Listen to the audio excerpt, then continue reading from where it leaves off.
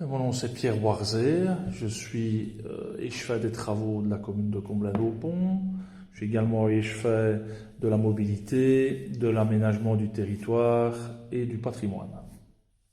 Le 15 juillet 2021, j'ai été à Comblain affairé à tenter de gérer les débordements de l'Ourthe.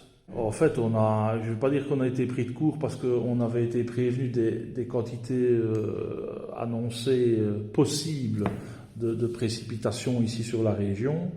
La seule chose, c'est que les quantités les quantités d'eau, de pluie qui sont déversées ici sur la région et le bassin versant de l'Ourthe sont des quantités qui ont été exceptionnelles. Et donc, autant d'eau en si peu de temps, on n'avait grosso modo jamais connu ça. Et donc, forcément, les débordements qui s'en sont suivis ont été en conséquence des volumes tombés sur le sol. Et donc, il a fallu gérer ces fameux débordements, mais comme on pouvait, forcément. Comme on pouvait s'y attendre, les services de secours, ils ont été débordés sur toute la vallée. Nous ici, on est géré à la base, la sécurité, les services de secours, c'est la zone Emeco, et c'est la caserne des pompiers d'Amoir qui organise les secours. Il faut savoir que c'est une petite caserne, il n'y a pas énormément de pompiers disponibles. Et donc, c'est pareil que nous, ils ont été un peu pris de court et il a fallu gérer la situation de crise de la meilleure façon qui soit, mais tout en sachant que nos moyens étaient limités. Voilà. On a manqué de beaucoup de choses, mais avec le recul, je trouve qu'à l'avenir, on devrait réagir différemment.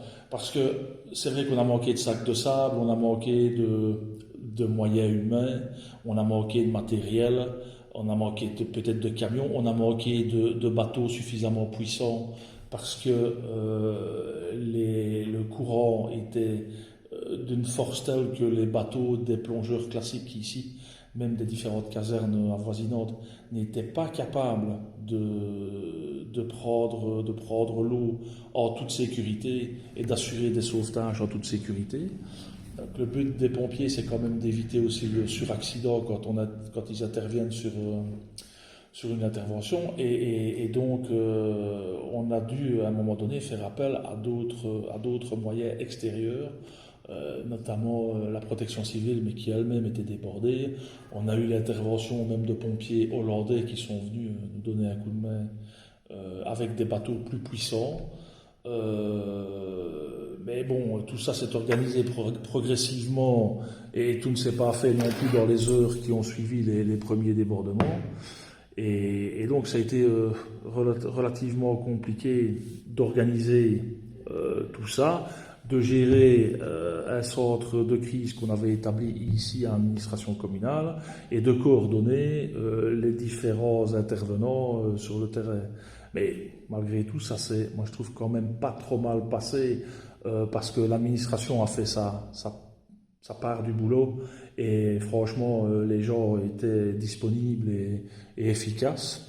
On a eu aussi l'apport de riverains qui spontanément, des citoyens lambda qui se sont présentés pour donner un coup de main, que ce soit pour l'intendance ou pour même ici au centre de crise organiser les secours, etc. La distribution de vivres, éventuellement de vêtements chauds, le listing aussi des personnes qui étaient toujours renfermées chez elles, le listing des personnes qui étaient sorties, secourues par les services de secours, et essayer de recouper toutes les informations pour être bien sûr qu'on n'oublie personne. Quand on a su, nous, que toutes les personnes qui devaient être sauvées l'avaient été.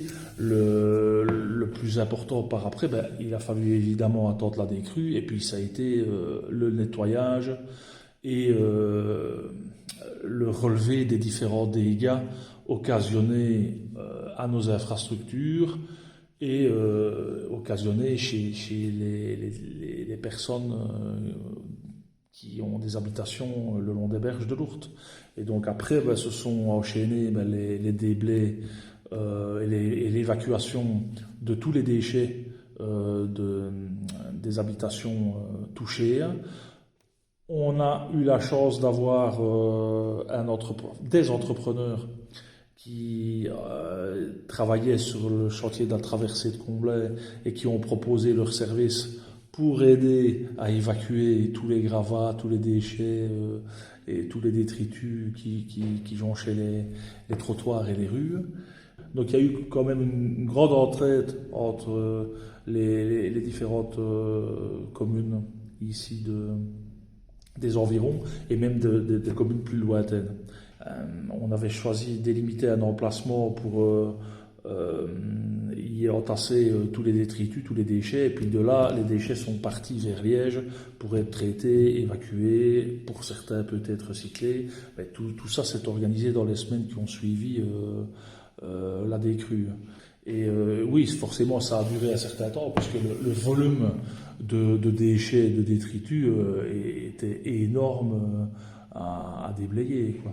Le plus important dans un premier temps, c'était d'évacuer tout de ce qui se trouvait sur les trottoirs et sur les voiries devant chez les gens, pour pouvoir aussi permettre à tout le monde de renettoyer et d'avoir aussi des trottoirs et des voiries dégagées, pour permettre aussi à la circulation de reprendre progressivement, parce qu'à un moment donné, la circulation ici le long de la voirie régionale, elle était carrément à l'arrêt, bloquée, et plus personne ne savait bouger. Donc c'était ça aussi important, de pouvoir remettre le réseau routier en service le plus rapidement possible, pour continuer à assurer justement la sécurité des personnes en permettant aux services de secours de nouveau circuler normalement.